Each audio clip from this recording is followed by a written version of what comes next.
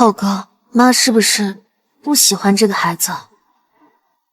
放心，爸走了，妈只是不太开心啊。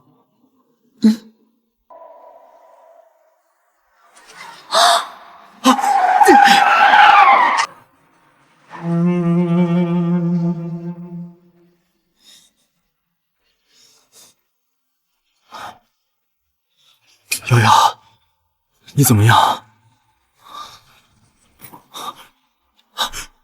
老婆，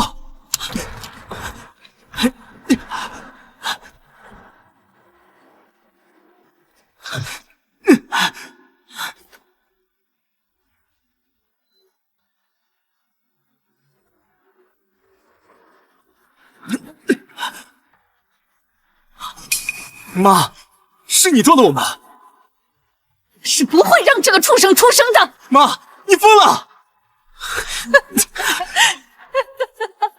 师傅。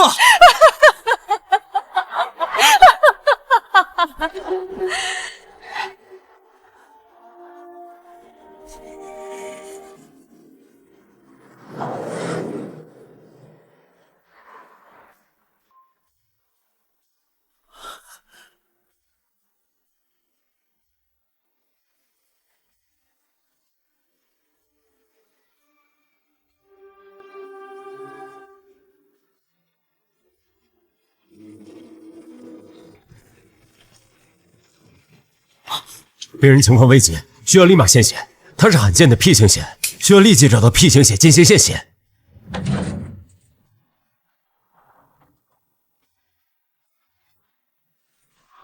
对，妈，我妈是 P 型血。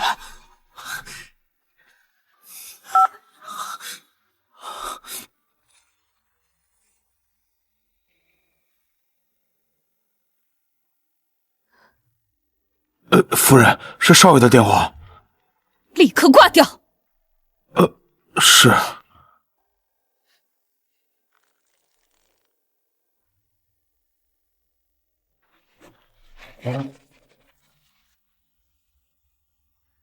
恭喜您，赵女士，许先生全部遗产由您继承。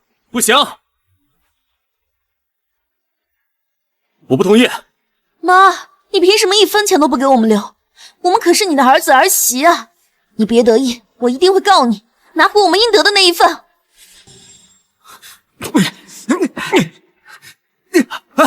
放开我！放开我！干什么？放开我！放开我！放开我！放开我！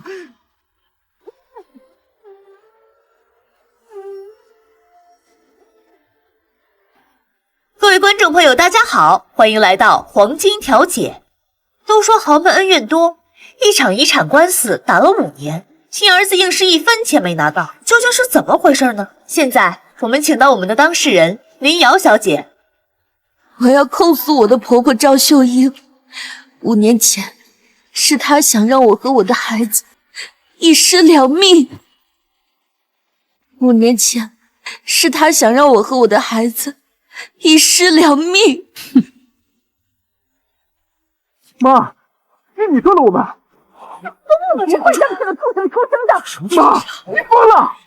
丧心病狂啊！这是。这样。通过当时的监控画面，我们可以看到，的确是赵阿姨开车撞的当事人，并且在林瑶小姐受伤没有第一时间施救。赵阿姨，您是否真的是故意撞的她呢？没错。我的天，这还是人吗？虎毒尚不食子，他疯了吧？这是杀人未遂啊！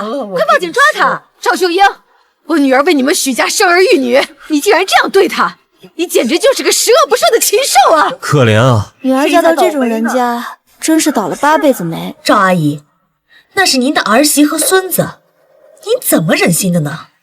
当时我在医院大出血急，需要 P 型血，你也是同型血，需要给你打电话，你却直接挂断。你就算平时不待见我也就算了，难道就连你的亲孙子你也见死不救吗？我的血捐给谁都行，就是不会救你们娘俩。这还是人吗？还是赵阿姨说的话吗？您当时为什么这么做？因为他心术不正。妈，你怎么能这么说瑶瑶呢？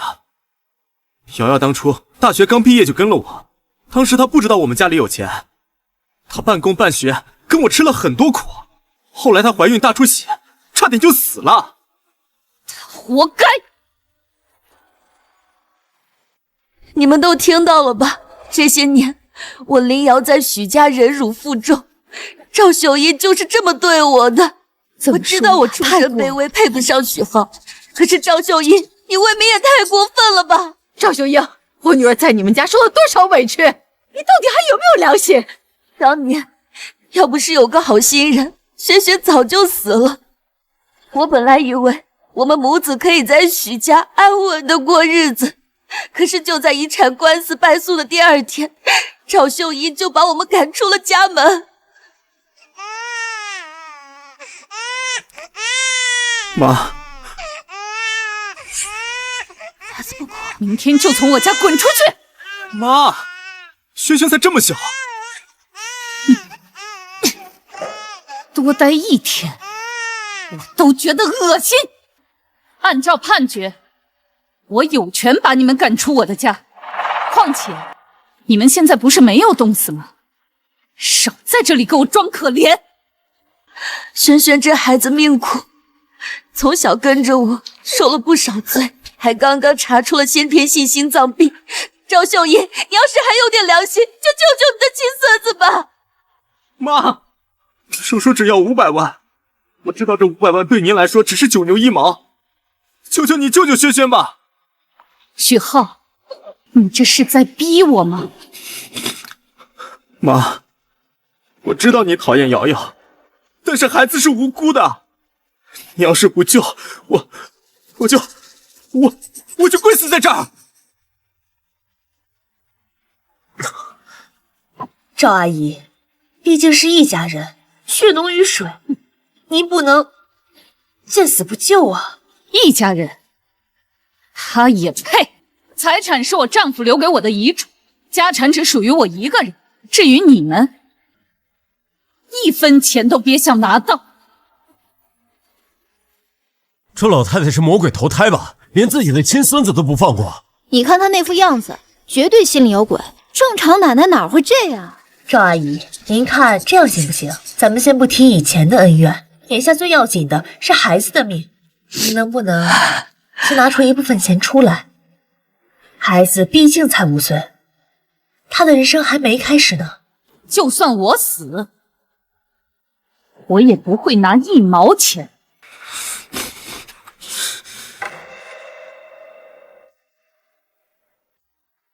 赵秀英，这5年，我被你赶，被你骂，我忍辱负重。我原本以为我相夫教子，你就能接受我，可是你压根就没有把我们当人看。现在明白了，晚了，是晚了，所以我今天就是要来指控你的。林女士，你这是什么意思？各位观众，你们只知道赵秀英对我狠心，却没有想过她为什么会这么狠心。是因为她心术不正，是因为她心里有鬼，是因为她背着我们藏了野男人。工作人员，把人带上来。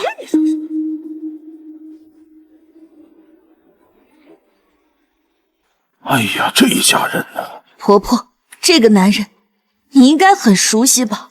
跟你有什么关系？这5年，你把他带进别墅里，同吃同住，照顾他生活起居，给他喂饭，给他擦身，晚上还去他的屋里特殊照顾。金屋藏娇，是藏夫吧？胡说什么？还敢不承认？大家看大屏幕！我天哪，真是这个人啊！真是这个人啊！我的天啊！这个小汉子真不要脸，老公死了就养男人。嘿，这么大年纪了，真是为老不尊。赵秀英，你不知廉耻，我许家的脸都让你丢尽了。我大哥尸骨未寒啊！这视频会不会有什么误会呀？秀英不是这种人的。建国才走就把人领进来，秀英她怎么能糊涂至此啊？许家的长辈、亲戚们，你们都看到了吧？自从我公公许建国去世后，刚刚3个月，赵秀英就迫不及待地把这个野男人带回家里，同吃同住5年。这一个刚丧夫的女人能做出来的事吗？赵阿姨，您需要解释一下。没什么好解释，是不敢解释吧？我看他根本就是一个荡妇。各位看清楚了，这个老头就是赵秀英的姘头，还用我公公的遗产来养他的野男人。进竹楼，老不休，李阳小姐，我支持你拿回遗产。我们支持你，支持你，支持你，支持你，支持你，支持你！大家快看，心疼了，装不下去了吧？大家保持安静。赵阿姨，如果您再不解释，这舆论恐怕对您非常不利。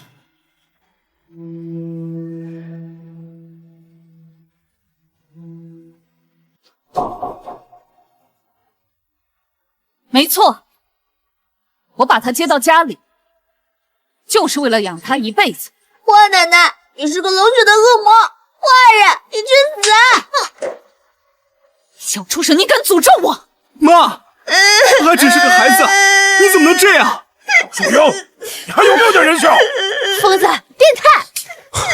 滚出去！滚出去！滚出去！滚出去！滚出去！滚出去！滚出去！滚出去！滚出去！真不要脸！滚出去！导演，这完全是重大的直播事故了，现场现在失控，要不要切入广告啊？不，要的就是这种效果，给赵秀英推特写。妈，为了这样一个野男人，沦为全民公敌，这值得吗？徐浩，给我闭嘴！不许你这么污蔑他！够了，都闭嘴！你们只知道我对他们一家3口不闻不问，只知道我守着亡夫的财产不肯松手。难道你们就不想知道这是为什么吗？还能为什么？为的不就是这个来路不明的野男人吗？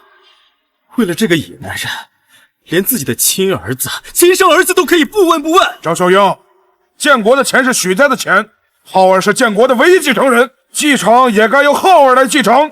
好了，大家安静一下。赵阿姨，您儿子对于您的指控是否属实？没错，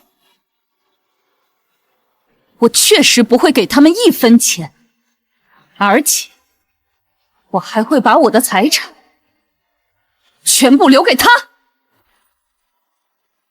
赵秀英，你是铁了心跟我们过不去吧？妈，你非要为了这个野男人，把你的儿子、把你的孙子都逼上绝路吗？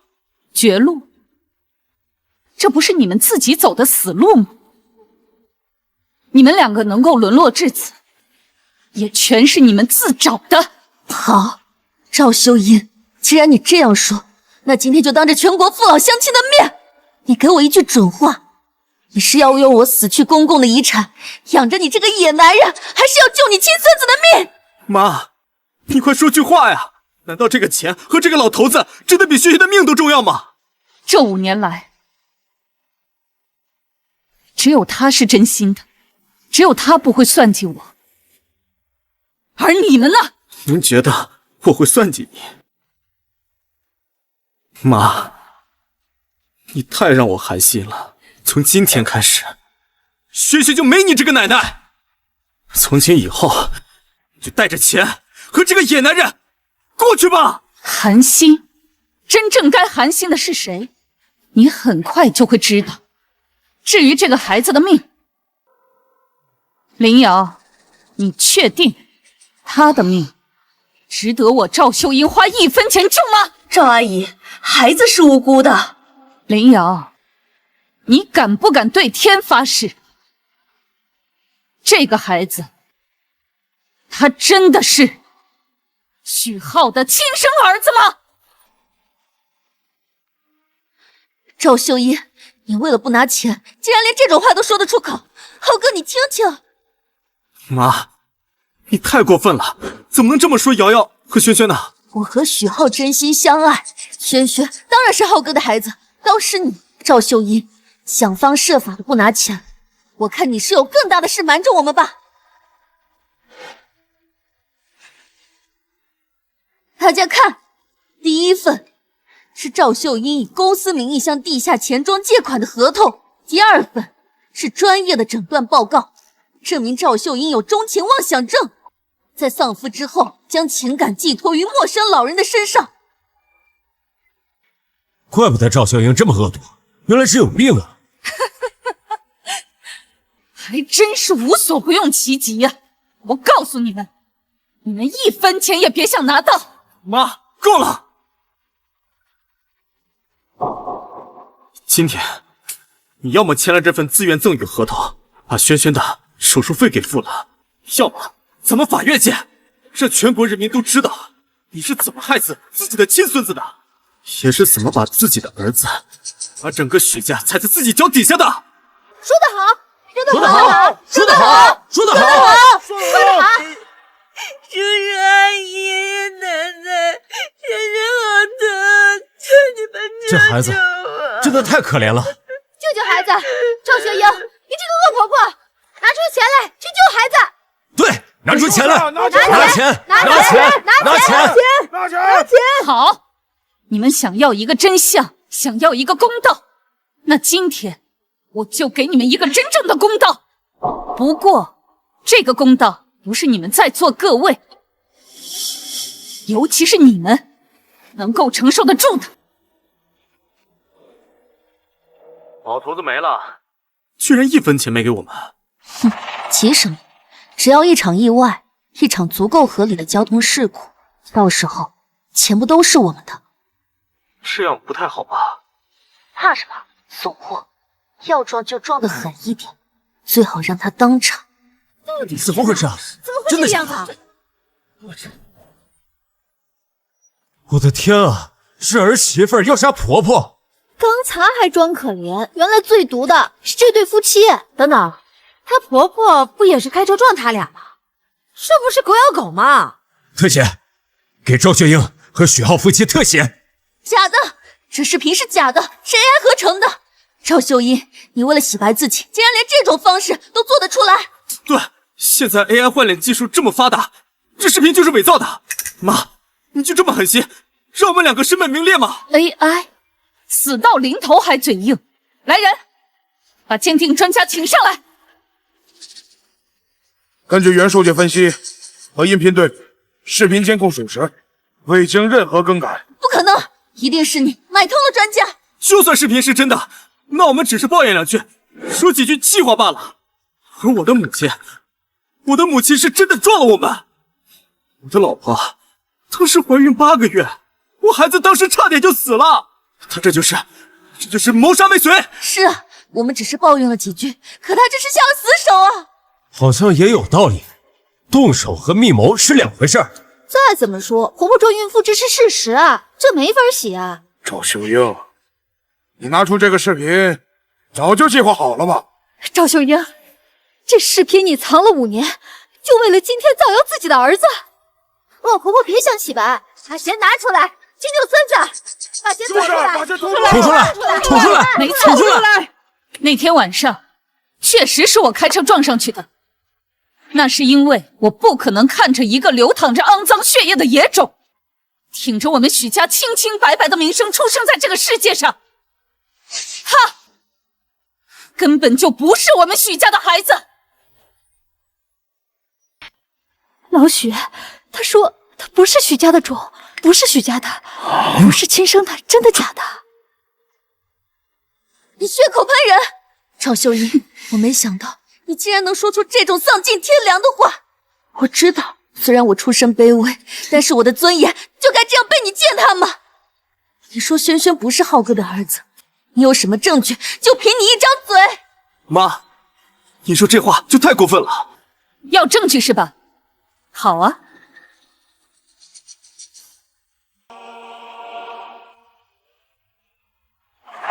这份鉴定报告上，这个孩子跟我根本没有半点血缘关系。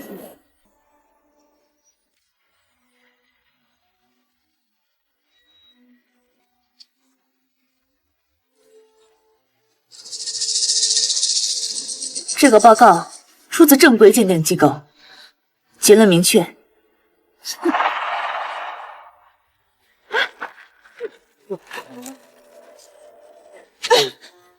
假的，全都是假的，一定是你买通了他们，故意来害我。妈，这一定是伪造的，瑶瑶她不可能干出这样的事情，这鉴定是假的，一定是假的，有问题。无到黄河不死心。根据我们复核，这份鉴定报告出自我机构，真实有效，具有法律效益。这不是真的。我靠，骗子！年度最大骗局！孩子都不是许家的，还好意思争遗产？刚才哭得那么惨，我还以为都是真的呢。贱人！贱人！你是不是给我戴绿帽子？说是不是？瑶啊，只能牺牲你一下，才能保全我自己。配合一下。丽瑶，我把我的一切都给了你，而你把我当什么？你把我跟许家当什么？骗感情又骗钱，连孩子都不是他的，贱人！好一个绿茶婊，演的可真像。呸！老公，我知道错了，求求你再给我一次机会。别碰我！妈，之前都怪我现在知道错了。你之前做的这一切都是为了我好。我是确实被猪油蒙了心，被那个奸人给蒙蔽了双眼。妈，你就原谅我吧。原谅你，许浩，你真的和这个地上的贱人一样，真能演啊！怎样？你这话说的太重了。许浩也是受害者。就是，要怪就怪这个不知廉耻的贱人。丽雅，我们夫妻一场，而你呢？你不仅触碰我的底线，还舔我们许家的门楣。你走吧，净身出户，明天就离婚。浩哥，求求你再给我一次机会。各位叔叔阿姨，现在我祸端清除了，我们也该让许家重新走上正轨了。妈，现在真相大白了，我爸的遗产，咱们是不是该重新分配一下了？有话在理，浩儿是建国唯一的儿子，继承也归浩儿来继承。对，妈，我只要一半，不，一点点就行，给我够安身立命的本钱就行。我以后一定会好好孝顺您，好好打理爸爸留下来的家产。至于轩轩嘛，他毕竟叫了我几年爹，给他一点医药费，咱就当过去了，好不好？说完了？妈，我都是说的心里话嘛，我不行。为什么不行？难不成你要为了那个老头跟我决裂关系吗？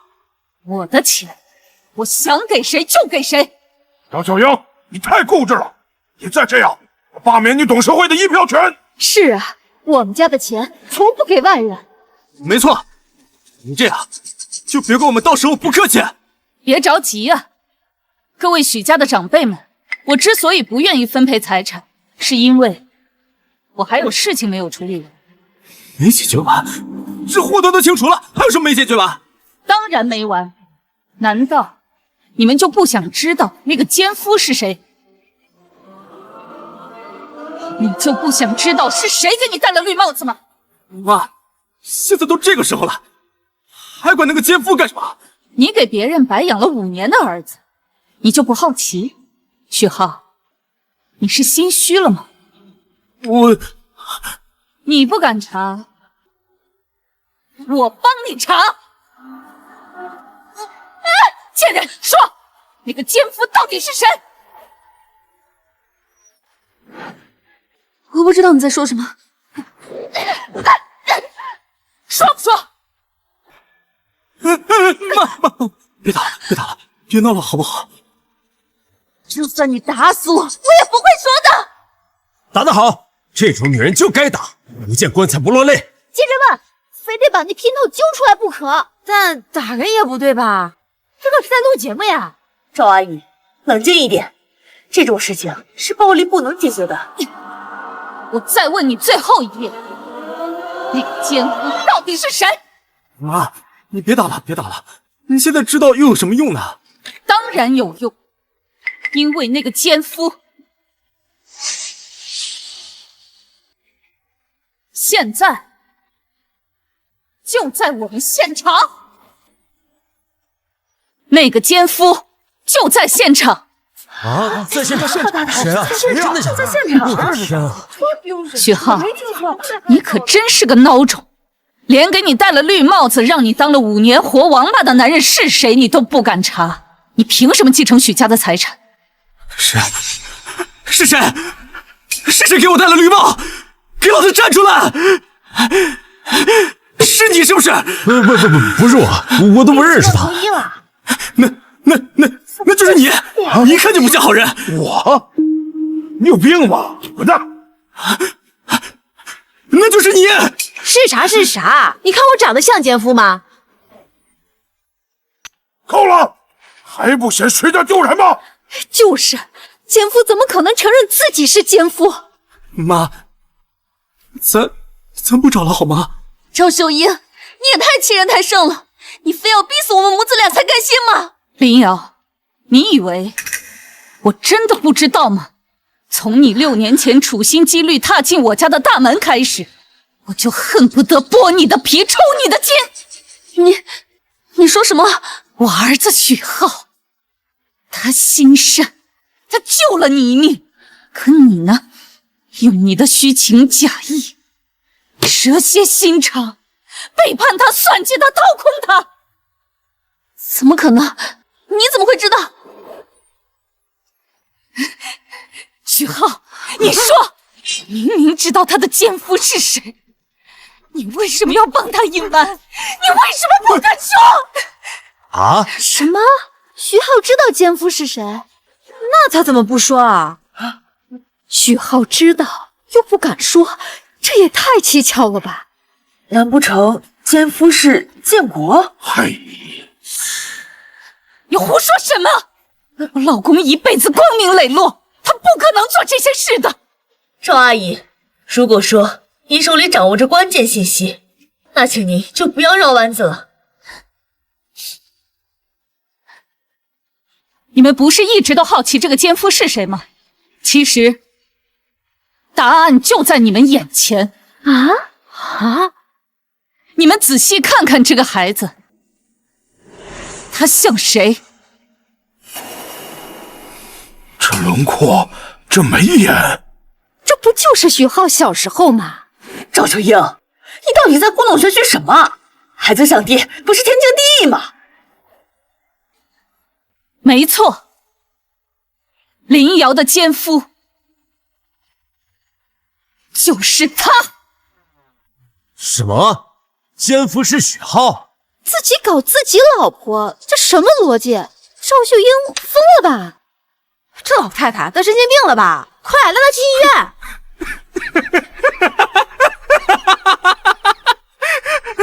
院！妈，你为了不给我钱，真的是无所不用其极啊！连这种谎话都编得出来。大家看见了吗？啊，大家看见了吗？我妈这儿有问题，都疯了。他有精神病，有医院的诊断证明，连自己的亲生儿子都污蔑，快送他去医院！赵阿姨，如果说奸夫就是徐浩先生本人，那么林女士反而没有出轨，这逻辑说不通啊！您是不是压力太大了，需要冷静一下？来，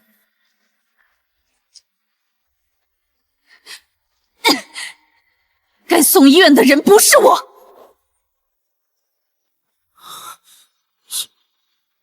妈，我们先走了。站住！其实林瑶和许浩，他们两个才是。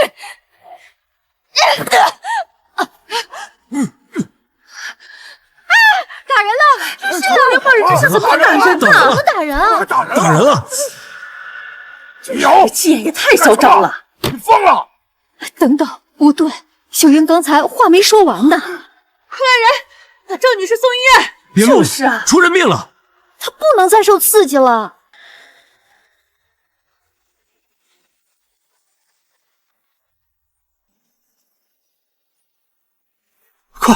快给我妈送进医院，别耽搁了！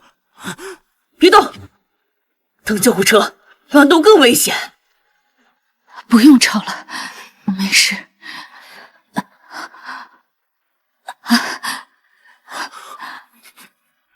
难道你们就不觉得奇怪？我儿子从碎石计划退回来以后，他整个人的脾气、习惯、为人处事，就像换了一个人一样。许浩变化是挺大的，因为他根本就不是我的儿子，他只是一个整容成我儿子的混混，李天昊。啊！他就是那个混混，李天昊。啊，就是他呀！真的假的？他就是那个人。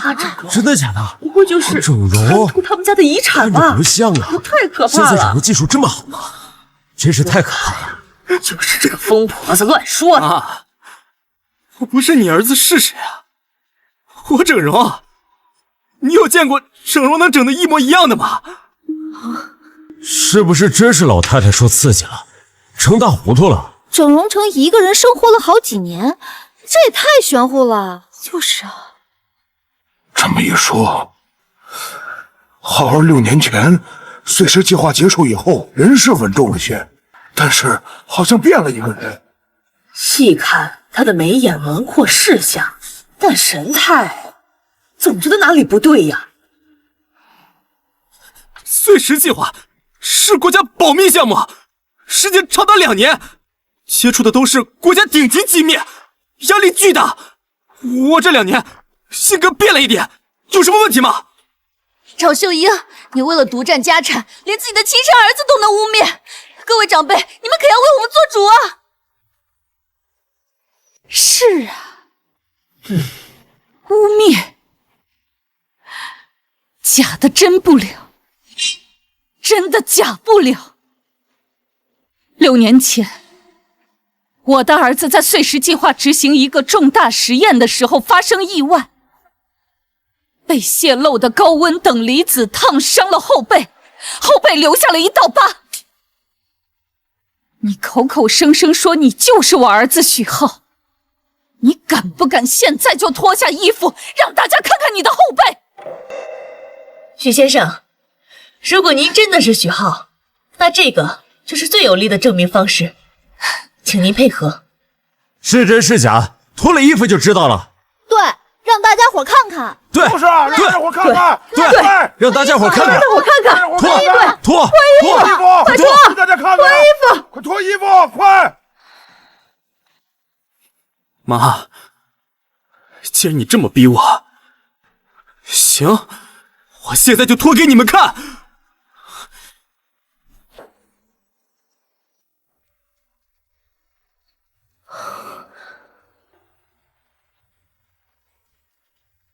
啊！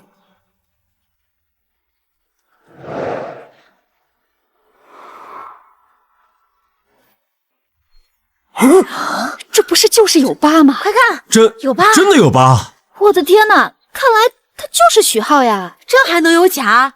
疤痕做不了假吧？就是，这是浩儿，这道疤我认识。是啊，浩儿当年说过在实验室受了点伤。按这么说，秀英，你是不是误会孩子了？妈，你还有什么话要说？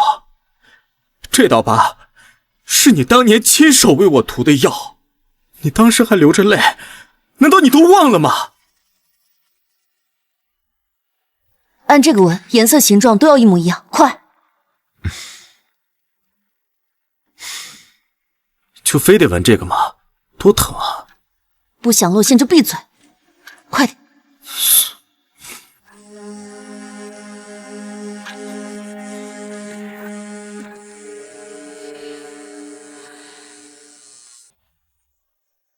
看来赵阿姨真是病了，可怜啊，丧夫之痛加上被刺激，出现认知障碍了。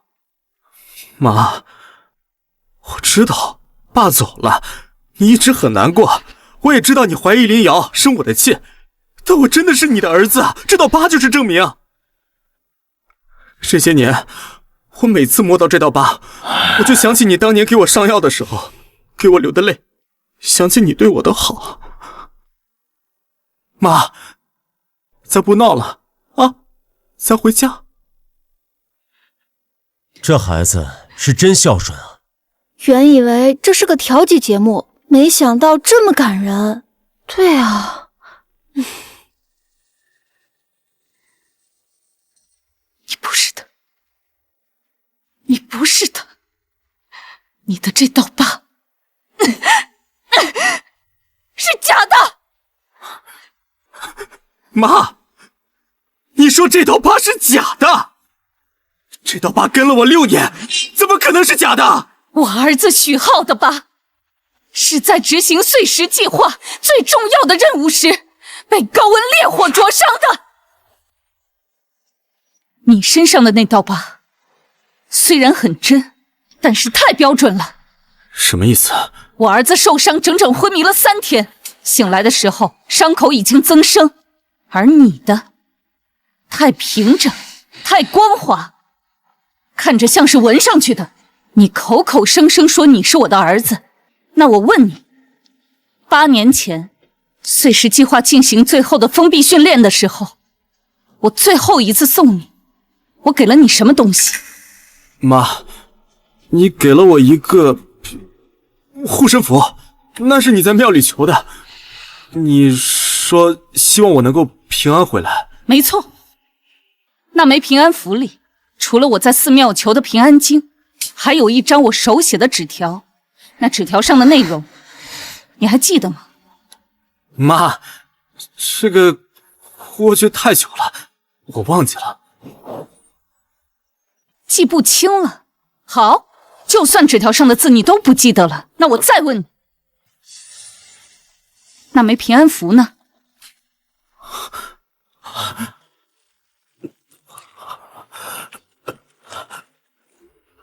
那枚护身符在后来一次实验中发生了火灾，我拼命想要去保护它，可它最后还是被烧毁了。火灾？烧毁了？可是据我所知道的，我儿子这2年在碎石计划，并没有经历任何的火灾。我说错了，是后来在家里有一次家里失火，对，家里失火了。在家？哪一年？哪一个月？是在老宅还是后来在你的公寓？有没有消防记录？损失有多大？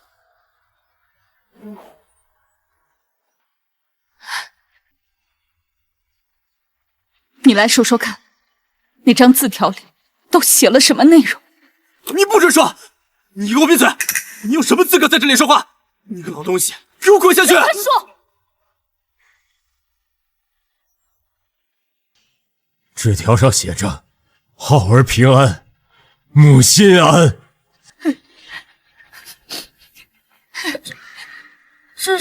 这护身符我见过，秀英求的时候我还笑他迷信，这不可能是假的。我的天，难道轮椅上的这个才是？整容冒充？我看的是8点档的肥皂剧嘛。听清楚了吗？这几个字，这个世界上除了我和我儿子，就不会有人知道。妈，我走了。碎石计划封闭2年，不能常联系，你要照顾好自己啊。贴身带着，别离身。妈，你还信这个啊？妈什么都不信，只信你平安。你没说太多，就送我走远，笑着挥手红着眼。故乡的风啊，妈，你等我回来。千万里吹到我的身边。妈等你。这个护身符是我在佛前跪了1个晚上求来的，它本该跟在我儿子身边，贴在他的胸口，护他平安。可是他现在为什么会出现在他这儿？为什么会出现在一个被烧得面目全非、声音都毁掉的人那里？为什么？因为我才是真正的许浩，而你，李天昊，不过是整容冒充我，害我性命，夺我家产，欺辱我母亲的畜生！你真是浩儿？怎么可能？浩儿怎么会老成这样啊？儿子，你受苦了，现在真相终于大白了。他不是已经死了吗？我怎么知道？胡说八道！一个毁了容的残废，拿一个护身符就想冒充我，这算什么证据？李天昊，你想看真正的证据是吧？来人！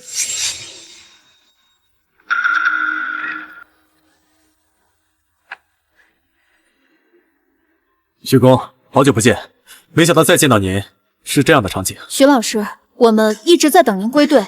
请问二位是？我们是国家碎石芯片核心项目组负责成员，我是项目组负责人陈峰，这位是高级工程师苏晴。许浩同志是我们碎石计划最具天赋的芯片工程师。6年前，项目进入关键阶段，许浩提出的方案是突破技术瓶颈的唯一希望。然而，就在实验验证前夕，许浩同志突然提出了退出申请，理由含糊，态度坚决。我们当时百思不得其解，原来他竟遭遇了此等事。李天昊、林瑶，你们不仅是谋财害命，你们这是对国家重点科研项目的破坏，是危害了国家安全，人渣，不得好死！把他们都拉出去枪毙！浩儿，真的是你？你身上到底发生了什么？怎么会变成这样？我的噩梦就是从认识林瑶开始的。6年前的一个下午，我在学校撞掉了一个女孩的画架。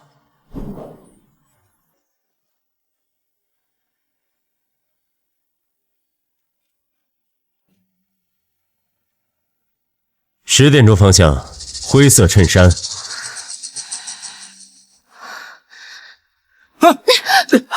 对不起，对不起，对不起，对不起。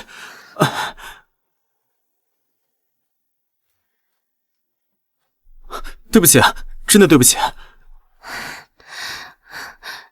这没关系，我这个回去自己处理。不行，这颜料很难洗的，要不然我赔你干洗费吧。哦不，我赔你件新的。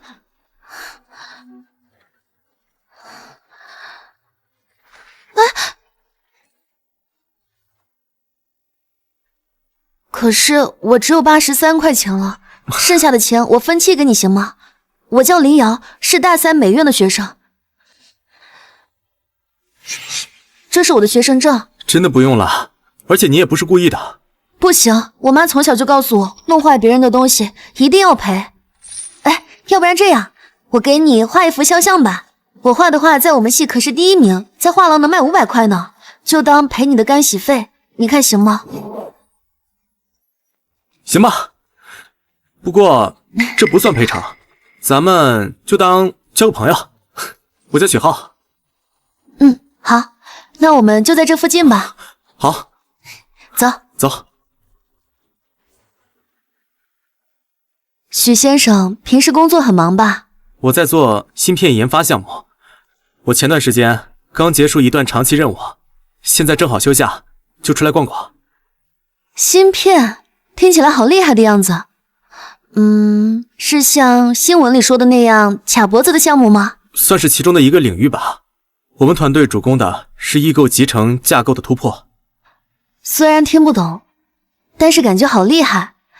您家人一定很支持您吧？搞科研投入那么大。我妈其实更想让我回去继承家业，她总说芯片是国家的，身体才是自己的。可是您还是选择了芯片，不像我，连画画都要挣扎。别灰心，只要愿意坚持下去，总会有成就的。可是坚持在现实面前也太脆弱了。但是你不一样，许先生，明明您穿着很普通，但是我感觉你身上有很特别的东西。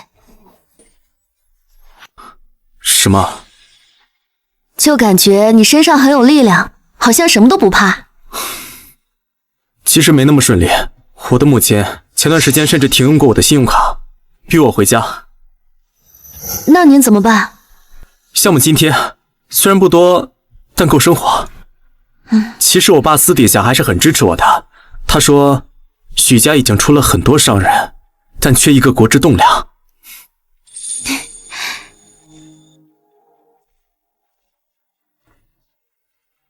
比我本人好看。没你本人好看。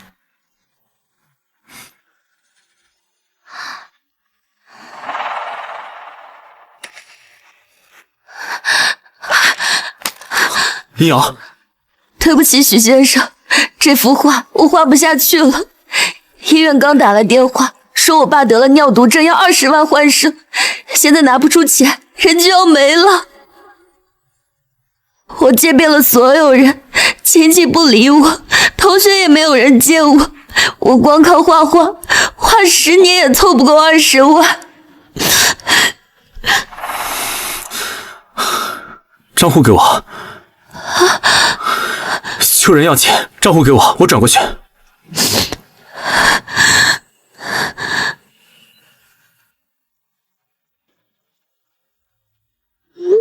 转完了，快去医院吧。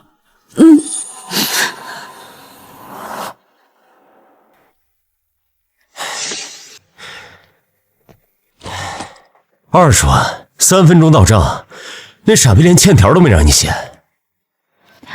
他的账户余额至少有这个数。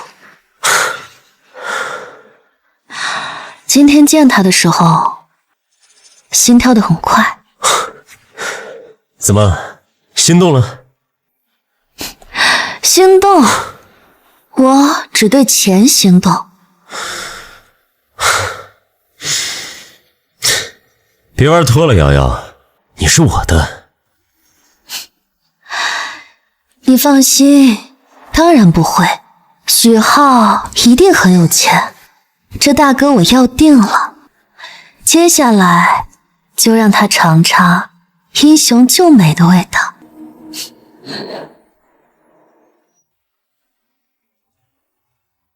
前面就是我家。哦，好。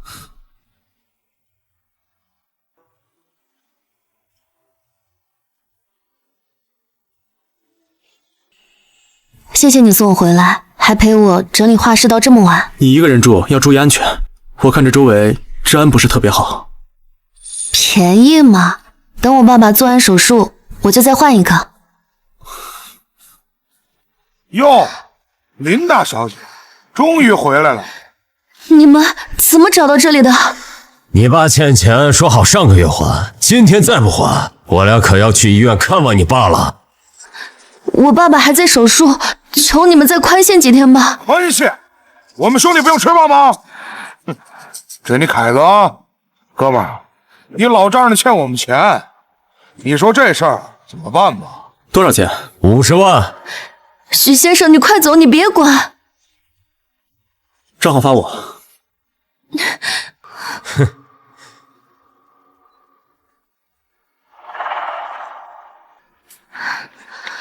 转过去了。早这么爽快不完了，下次借钱还找我啊！走。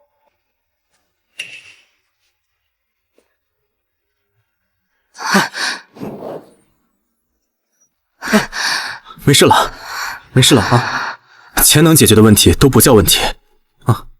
许先生，你为什么对我这么好？朋友有困难吗？帮忙是应该的。可是从来都没有人对我这么好过。我妈走得早，我爸只会喝酒赌债，同学嫌我家穷，老师觉得我早晚辍学，我一天打3份工，我手都画抽筋了，可还是还不上那些窟窿。原来被人保护的感觉是这种啊！让我再抱一会儿，求求你了。别怕，以后有困难可以找我。上去吧。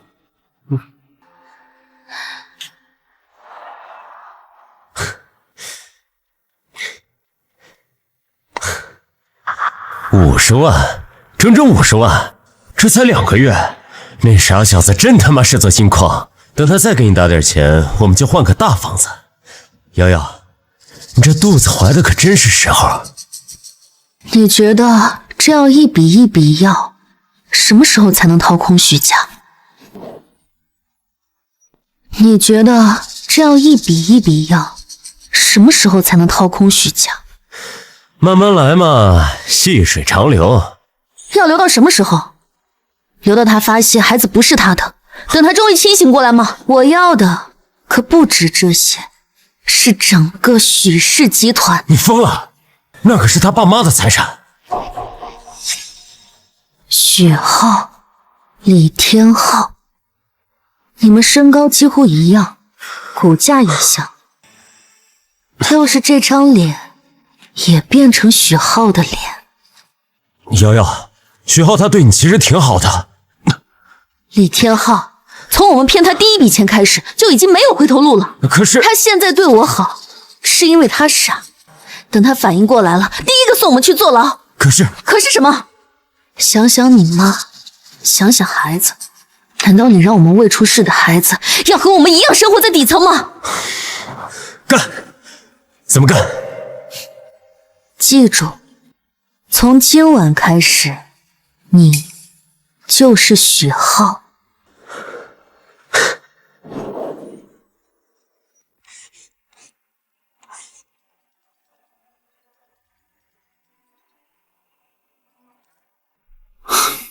喂，瑶瑶，你画室收拾好了，我明天过来帮你搬。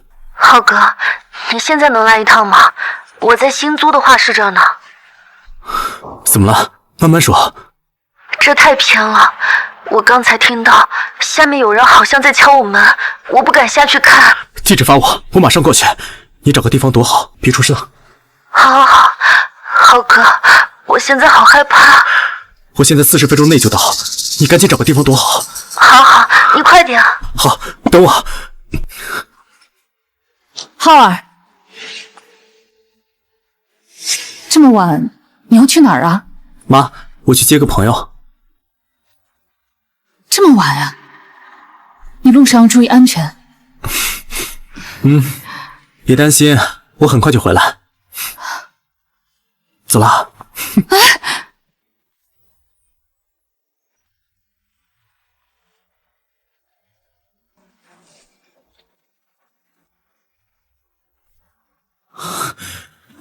瑶瑶，我到了，你在哪儿？许浩，我在2楼。别怕，我马上来。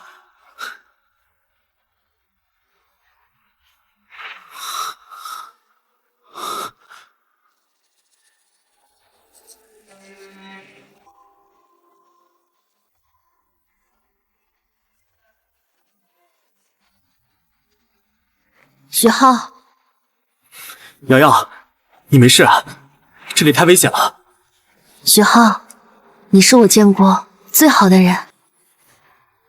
说什么话？好了，我们先下去吧。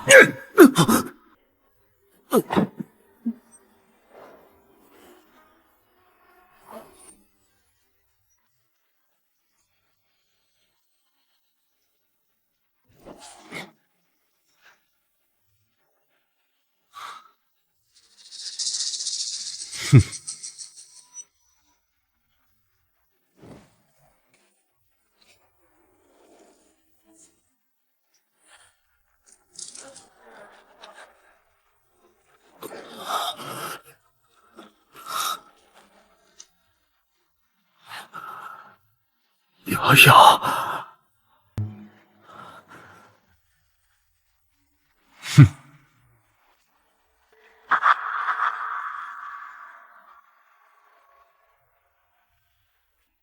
这没关系，我这个回去自己处理。让我再抱一会儿吧，求求你了。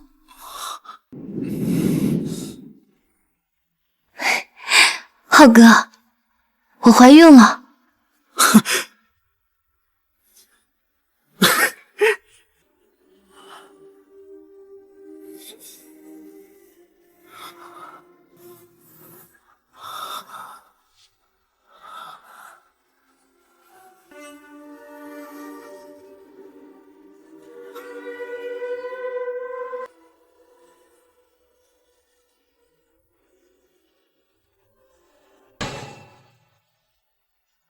就这样，他们将我葬身火海，让李天昊整容成我的样子，然后冒充我的身份，从碎尸项目退出，回到徐家。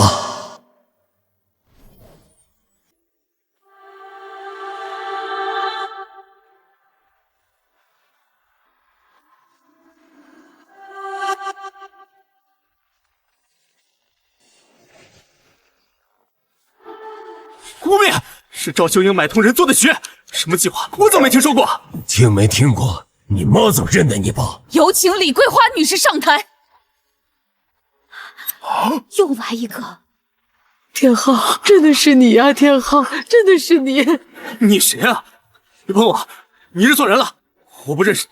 儿啊，我是你妈呀！就算你整了容变了样，妈也认得你呀！你左屁股上有个铜钱大的青色胎记，还有你10岁爬树摔下来胳膊上留的疤。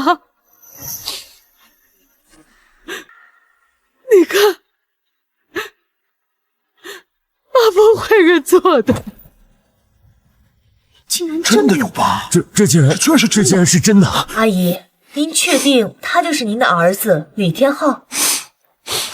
这是他爸走后我们娘俩的最后一张合影。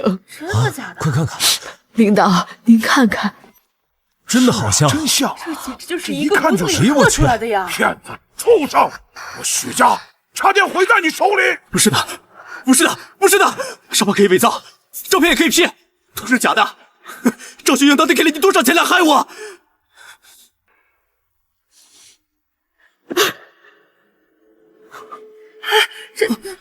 赵夫人，我对不起你，我对不起徐家，我没有教育好儿子，让他走了歪路，害了你儿子。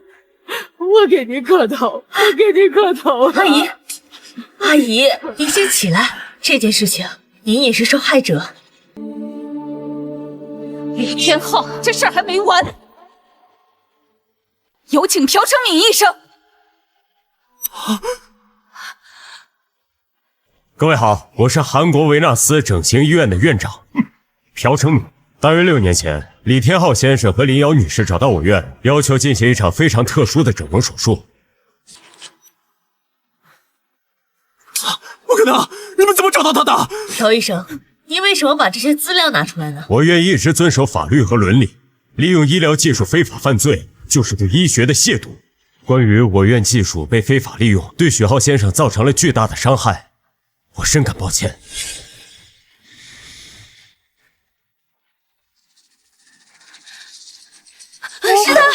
是他逼我的，都是他逼我的。整容是他提的，我也是他放的，真是丢人现眼呀！真是贱人，你找死！放屁！谁当初跟我说许浩人傻钱多好骗的呀？是谁跟我说怀了他的种就能把他拴住？当初放火的时候你放的最欢了！你这个贱人，看我今天不打死你！是的，放开我！都是他逼我的。他说如果我不配合，就要杀了我，都是他逼我的。我逼你？呀，我问你那轩轩呢？今天你就敢不敢当着全国观众的面告诉所有观众，你说轩轩的亲生父亲到底他妈是谁？轩轩当然是李天昊，轩轩的生父到底是谁？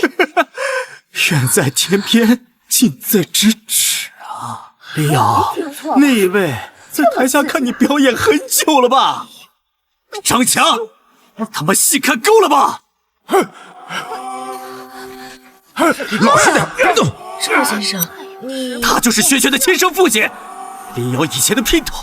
哼，林瑶，你之前一边跟我睡，一边跟他搞，怀的是谁的种都不知道。现在好了，出来让我背锅，当这个冤大头，你真是好算计！你放屁！张强，是不是李天昊让你故意这么说的？瑶瑶，天昊哥都说了，我不敢。那孩子是我的，亲子鉴定我偷偷做过。我靠，一家子骗子，孩子爸也在现场，丢人现眼呐！许家的脸都让你们给丢尽了。妈，婆婆，我知道错了。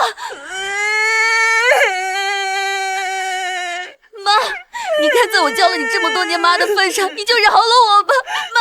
够了！你们的罪一桩桩一件件自有法律清算。小陈，夫人，各位，关于许建国先生去世的事情，其实我们一直在秘密调查。老人生前身体一向硬朗，但是在去世前3个月，突然开始失眠心悸，食欲不振。于是我们秘密保存了老爷生前最后时期使用的生活用品和医疗道具。经过检测，发现其中含有少量的微量毒素成分。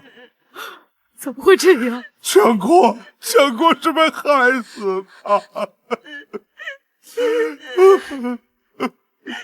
天浩、林瑶谋财害命，冒充身份，你们准备好下地狱了吗？完了，全完了！是他，都是李天昊，是他说想早点拿到许家的钱。各位观众，这已经超过家庭纠纷的范畴，现在是连环刑事重案。好，太好了！好，可以，好，太好了！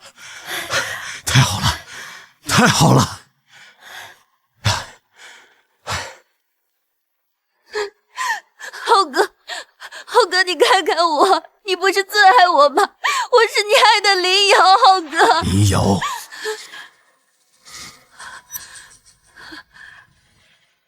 工厂那天，我本来是想要向你求婚的。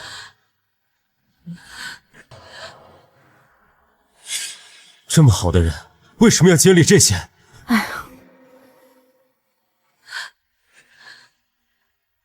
李天昊、林瑶，你们涉嫌谋杀案，现在依法对你们采取强制措施，相关的证据和证人要一并带走，协助调查。好的，我们节目组一定全力配合。带走。我不死，我不要死！你也跟我们走一趟吧。啊！赵秀英，你以为你赢了吗？看看许浩现在的样子，他就是个怪物！我呸！没事吧？我儿子是英雄，而你连下地狱都会葬了轮回的路，带走！走，找妈妈。女儿，好，太好了！各位观众，今天这场黄金调解，或许是我们节目播出以来最漫长、最沉重，也是最震撼人心的一次直播。它让我们亲眼目睹了人性可以黑暗到何种地步，也让我们亲眼目睹了母爱可以坚忍到何种程度，善良可以被践踏却永不消亡。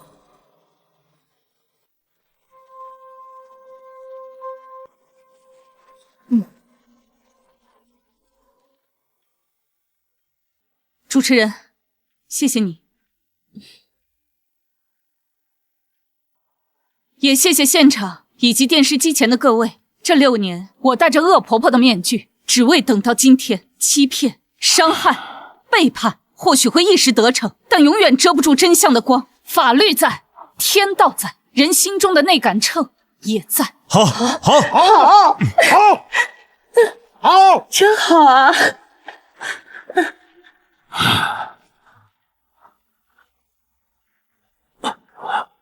秀英，我们老糊涂，错怪你了。我们没脸见建国，更没脸见浩儿。许家以后有什么事，你一句话，我们这把老骨头绝无二话。赵阿姨，您和许浩先生以后有何打算？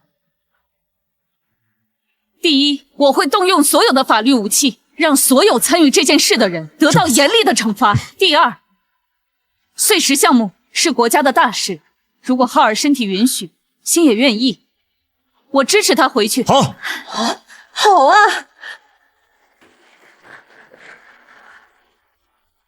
第三，我会成立一个基金会，以浩儿的名义，专门资助2类人：一是见义勇为、乐于助人受到伤害的好人；二是家庭贫困、愿意投身国家芯片事业的学子。